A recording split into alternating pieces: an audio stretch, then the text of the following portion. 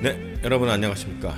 자, 오늘은 앞으로 2주에 걸쳐서 이제 시리즈 말고 좀 새로운 말씀으로 여러분들과 함께 하고자 합니다. 지난주까지 44 시리즈를 이제 끝냈고, 다음번에는 이제 룻기 시리즈를 갑니다. 4주에 걸쳐서 룻기 시리즈를 가는데, 들어가기 전에 중간에 또 주신 말씀도 있고 해서 그 말씀들을 한 2주간에 걸쳐서 좀 같이 나누어 보고자 합니다. 자, 오늘은 요한복음 2장 5절에서 8절 말씀으로 주의 역사를 목격하는 영광을 누리자 라는 제목으로 함께 해보겠습니다. 자, 오늘 본문은 아주 유명한 말씀입니다. 가나 혼인잔치 이야기입니다. 네. 그래서 따로 성경 말씀을 언급 안 하고 본문 이제 본 내용 들어가면서 같이 한번 살펴보도록 하겠습니다. 평신도 시절에 저는 많은 목사님들이 복종과 순종에 대해서 이야기할 때마다 이런 생각을 했습니다. 사회생활을 목사님들 안 하셔서 그러신가, 너무 현실을 모른다. 조직생활을 좀 해보시면은 좀 그런 말들이 쉽게 나오지 않을 텐데, 이런 생각을 할 때가 있었습니다. 그러다 보니 신앙생활을 한다고 하면서도 조직생활, 직장생활이겠죠? 를 통해서 부딪히게 되는 여러 가지 껄끄러운 일들이 있습니다. 조직생활을 하다 보면은 상명하복에 의해서 일을 처리하다 보면은 껄끄러운 일들이 분명히 있습니다. 그런 것들을 그냥 눈 감고 처리했던 경험도 있었습니다. 자, 그런데 저는 오늘 말씀을 보면서 새삼 이 가나 혼인잔치에 있었던 하인들의 행동에 주목을 하게 되었습니다. 이들의 행동에 대해서 성경은 그 어떤 평가나 무슨 이들의 감정이 어땠는지 이런 등의 어떤 비하인드에 대한 언급이 전혀 없습니다. 그렇죠? 자, 그거 이제 좀 살펴보고 이제 좀 이따 살펴보고자 합니다. 우리는 그리스도의 고난에 참여해야 한다고 이야기를 많이 합니다. 그런데 정작 자발적으로 그리스도의 고난에 참여하는 그리스도인들은 몇 명이나 될까요? 여러분들은 그리스도의 고난에 참여하고 계십니까? 자, 예수 그리스도의 삶이 십자가의 삶인 것을 우리는 너무나도 잘 알고 있습니다. 알고 계시죠? 네. 그리고 예수님도 나의 십자가를 지라고 하셨습니다. 다 알고 계시죠? 네. 최소한 오늘 하인들의 행동을 보면서 우리는 예수님께서 나의 십자가를 지라고 하신 말씀에 대해서 묻고 따지지 말고 십자가를 지면서 살아가야 합니다. 그러면 십자가를 지는 일이란 무엇일까요? 네, 바로 예수님께서 공생의 3년 동안 보여주셨던 삶입니다. 자, 예수님은 공생의 3년 동안 어떤 일을 하셨습니까? 이 땅에서 소외되고 힘없는 사람들을 만나 찾아다니며 보살폈습니다. 또 그들의 병을 고쳐주셨습니다. 그들의 아픔을 어루만져 주셨습니다. 그리고 이렇게 힘없는 사람들을 괴롭히고 갈취하는 당시의 기득권들을 향해서 엄중히 경고하며 분노하셨습니다. 그러다 보니 당연히 기득권들의 눈에는 예수님이 경계 대상이 될 수밖에 없었고 핍박의 대상이 된 것입니다. 된 것이죠. 제거 대상이 된 것입니다. 그렇죠? 그런데 예수님께서 우리들에게 이러한 삶을 살라고 하신 것 아니겠습니까? 아닌가요? 저만의 오해인가요? 자, 오늘 본문 5절에 그의 어머니가 하인들에게 이르되 너희에게 무슨 말씀을 하시던지 그대로 하라 하니라. 자, 이제 다시 가나 혼인잔치 장면으로 돌아가 보겠습니다. 하인들은 마리아의 단단한 주의를 들었습니다. 예수님이 그 어떤 지시를 내려도 따르라는 밀명이었죠. 밀명? 뭐 하여튼간 뭐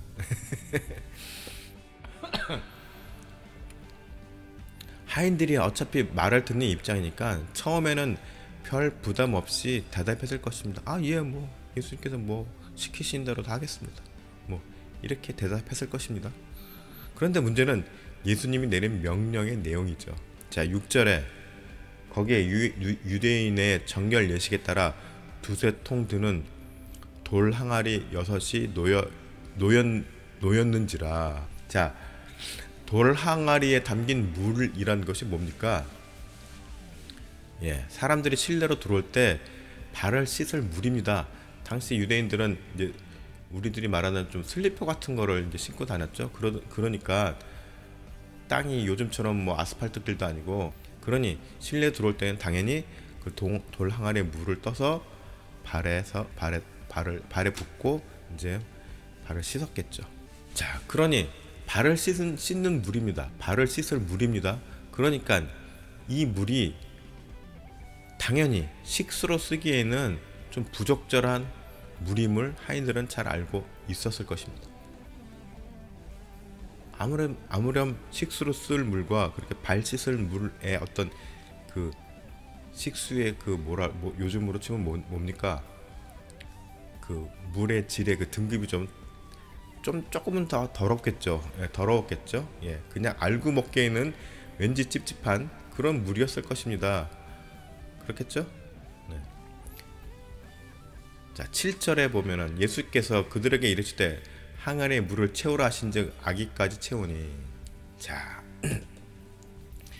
여기까지는 일단 하인들도 큰 부담 없이 잘 따를 수 있었을 것입니다. 뭐 어차피 발 씻을 물을 그저 그냥 돌 항아리에 채우는 거니까 지극히 평범한 일이었습니다. 그렇죠? 네, 지극히 일상적인 일이었고 상식적인 일이었습니다. 많은 그리스도인들이 신앙생활을 하면서 또 가정과 사회에서 상식적인 생각과 사고를 갖고 살아갑니다. 그렇죠? 우리는. 예. 그런데 그러다가 평범했던 삶에 어떤 비상식적인 일이 생기면은 어떻게 됩니까? 당황하죠. 그리고 거기에 맞게 빨리 대처하는 것을 어려워하게 됩니다. 왜 그럴까요? 왜 그럴까요? 네, 우리는 평소 확실하지는 않더라도 어느 정도는 예상되는 일들을 계획하고 실행해 나갑니다. 그리고 그 계획의 방향으로 나갈 상황들을 미리 예측하고 앞날에 대해서 구상을 하게 되죠. 네, 이렇게 되겠지, 저렇게 되겠지. 네, 시뮬레이션을 막 합니다. 거기에 맞게 뭐 인생 설계도 짜고 보험 설계도 짜고 노후 설계도 하고 이렇습니다. 그렇죠? 다들 그렇게 사시잖아요. 네. 그리고 이런 삶이야말로 현대인들에게는 지극히 상식적인 삶의 모습이 되었습니다. 그런데 말입니다. 세상이 정말로 상식적으로 돌아가고 있습니까? 우리들의 생각과 가치관은 정말로 상식적이라고 확신하십니까?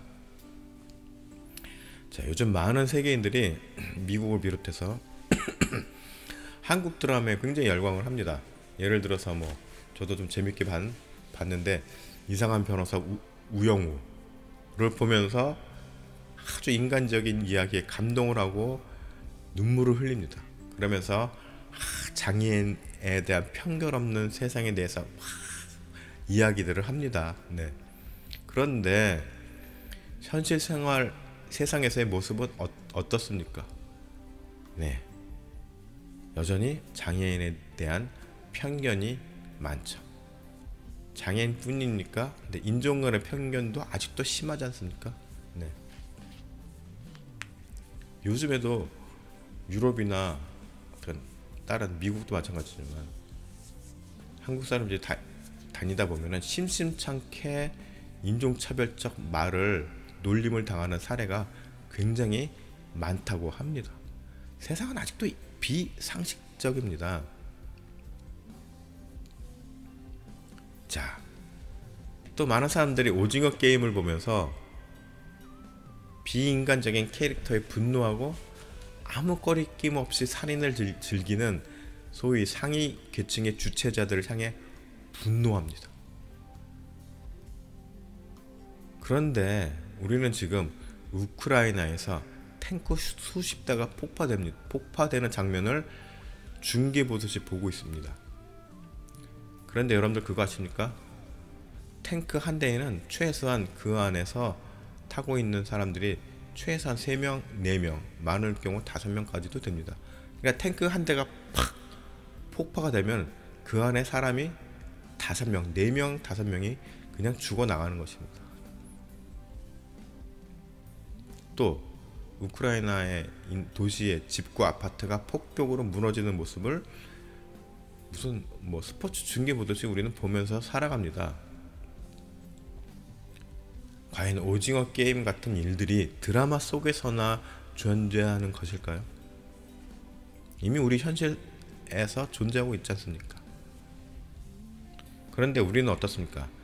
전쟁을 드라마 보듯이 하면서 아휴, 그래도 내가 저기에 살고 있지 않는 것이 얼마나 다행인가, 내 새끼들이 저기 안 있는 것이 얼마나 다행인가 라는 생각을 하며 TV를 보고 계시지는 않으신지요? 자, 세상은 결코 상식적이지 않습니다. 그런데 우리들은 이런 생각을 합니다. 최소한 내 삶의 바운더리 안에서만큼은 모든 일들이 상식적으로 돌아가기를 바랍니다. 그렇지 않습니까? 최소한 나와 연관된 모든 일들은, 나와 연관된 사람들, 그 다음에 나의 모든 비즈니스들을, 모든 이런 내 주변의 모든 일들만큼은 그냥 상식적으로 돌아가기를 원하고 있지 않으신지요?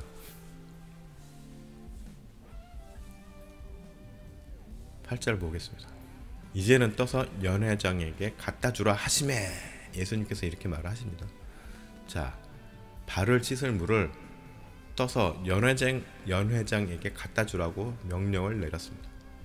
아무리 마리아의 당부도 있었고 하지만 하인들의 입장에서는 이거 좀 너무한 거 아닌가? 라고 강변할 수도 있었을 것입니다. 자, 물을 돌 항아리에 채우는 것까지는 상식적인 일이었습니다. 그런데 그 채운 물을 이미 발 씻을 물이라고 규정된 돌 항아리에 있는 물을 연회장에게 갖다 주라고 하는 순간부터 어떻게 됩니까? 일이 비상식적인 상황이 되어버린 것입니다. 한순간에. 자, 하인들 입장에서는 자칫 이 일로 인해서 연회장에게 아주 혼쭐이 나거나 심하면 벌을 받게 될 수도 있는 일이었습니다. 자, 설령 연회장이 그 물의 출처를 모른다고 할지라도, 모를 수 있죠. 그게 발 씻을 물이었는지 식수인지 온전한 깨끗한 식수인지 모를 수 있습니다. 그런데 지금 당장 연회장에 필요한 건 뭡니까? 포도주죠. 포도주. 네, 포도주입니다. 그런데 맹물을 갖다 주는 것에 대해서 최소한 연회장이 화를 낼 수도 있었습니다. 가능성이. 분명히 화를 내겠죠. 네, 그게 맹물인 것을 보면은. 우리가 지금 성경을 통해서 결과를 알고 있으니까 말을 편하게 할 수 있을지도 모릅니다. 제가 늘 즐겨하는 말입니다. 성경을 보면서.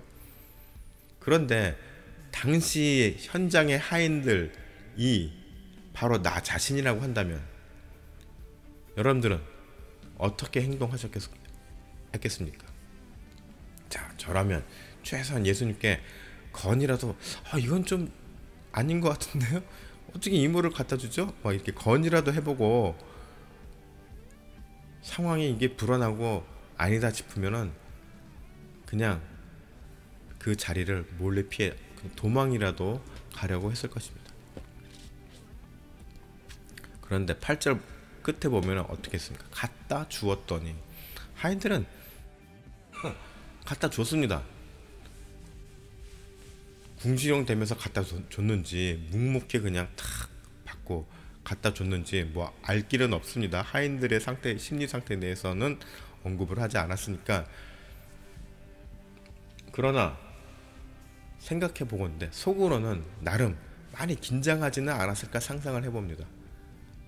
안 그렇습니까? 예, 긴장을 했겠죠. 아, 이거 분명히 맹물이고 이거 나는 이거 발짓을 무리하는 걸 우리는 뻔히 알고 있는데 이걸 좀 연회장에게 갖다 줍니다. 살 떨리는 상황 아닙니까? 그런데 그럼에도 하인들은 그러한 살 떨리는 상황을 극복하면서 복종하였습니다. 자, 복종이라는 말이 뭡니까? 네, 순종은 좀 능동적인 의미에서의 따르는 것이고, 복종은 뭡니까? 좀 수동적인 의미가 강하죠. 네, 내가 내키지는 않지만, 그러나 억지로라도 그 뜻을 따르는 것을 복종이라고 하는 것입니다. 합니다. 그런데 그렇게 복종하였, 최소한 저는 하인들이 순종의 상태는 아니었다고 봅니다. 복종했겠죠. 그냥 아랫사람으로서 말도 안 되는 거를 예수님이 말도 안 되는 일을 시켰지만 그래도 뭐 하인이니까 뭐 갖다 주라면 갖다 주는 거죠. 발짓을 무리건 뭐건 뭐 내가 알게 뭐야. 내 맘 아니고 갖다 줬을 수도 있습니다. 네. 그런데 그 발 씻는 물이 최상급 포도주가 되는 기적을 목격하는 사람이 되었습니다. 복종하였더니, 최소한 복종하였더니 기적을 목격하는 사람이 된 것입니다.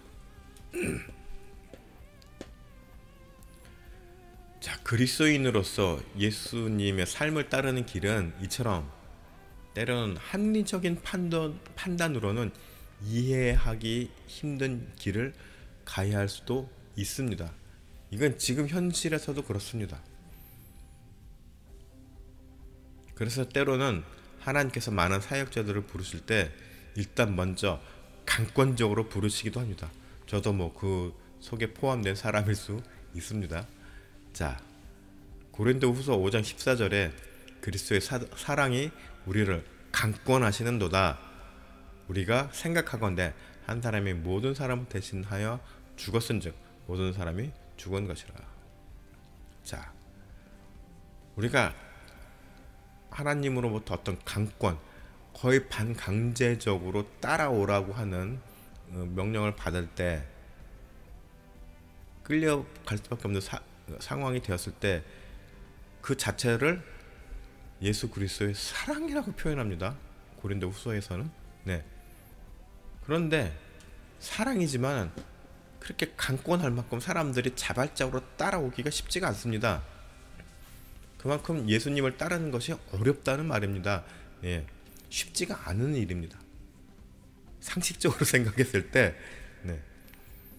그것은 곧 세상에서의 손해를 감수해야 되는 일이고, 사회에서 어느 정도 약간 또 뒤처짐도 감내해야 하는 일도 생길 수 있는 일이기도 하고, 말이 어려워지죠. 점점 또 심하면 남들과의 경쟁에서 아웃사이더가 되는 상황에까지 몰릴 수도 있기 때문입니다. 어떤 일이요? 그리스도의 길을 따라가는 일이 그렇다는 것이죠.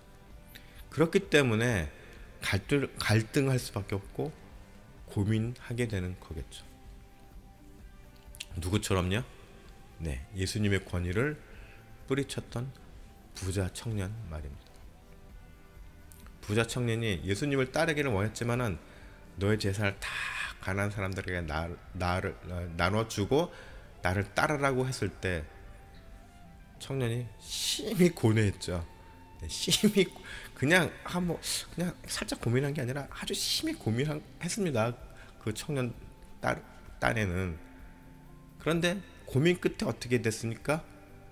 결국은 예수님을 따르지 못했습니다. 그만큼 어렵습니다. 뭐가요? 예수님을 따르는 일이 쉽지가 않습니다. 특히나 세상에서 쌓은 업적이 많은 사람일수록 더 그렇습니다. 제가 한 말이 아닙니다. 성경이 하는 얘기입니다. 그렇기 때문에 때로는 하나님께서 반강제로 사람을 불러서 정말로 어쩔 수 없이 고난을 당하는 일이 생기기도 합니다. 저처럼. 저는 또 그 지분의 50%는 또 제가 잘못한 것도 있고, 네. 그래서 그렇게 당하는 고난이, 그렇게 당하는 어려움으로 인해서 너무나도 상황이 고통스럽고 때로는 원망도 터져 나오고 왜 하필 나냐고 막 하나님께 항의를 하기도 합니다. 그런데 그 고난의 폭풍 중심에서 조금씩 벗어나고 그런 삶이 조금씩 적응이 되다 보면, 자, 당장 죽을 것만 같았던 절망적인 삶이 나에게 더 없는 영광스러운 기회였고 은혜였음을 실감할 때가 온다는 것입니다. 많은 기독교인들이 불행하지만 물이 포도주가 되는 목욕자가 되기 직전에 포기합니다. 좀만 더 참으면은 그 기적을 볼 수 있는데, 그 기적을 보는 목격자가 될 수 있는데 포기합니다. 왜요? 상식적인 상황이 아니기 때문에. 이해할 수가 어떻게 그런 일이 일어나? 에이, 아니야. 포기합니다. 심지어 어떤 사람들은 오히려 자기가 포도주를 만드는 사람이라고 주장하기까지 합니다. 네. 아주 심하게 돌아간 사람은 또 그렇게 주장하는 사람들도 있죠. 내가 포도주를 만든다. 자, 하나님의 주목하는 사람은 어떤 사람입니까? 자기 주장이 강하고 논리가 뚜렷해서 나름 명석한 사람이 아니라, 자, 그럼에도라는 어떤 뜻입니까? 네, 비상식적인 일임에도 상황임에도 불구하고 따라갈 줄 아는 사람을 하나님은 주목하신다는 말입니다.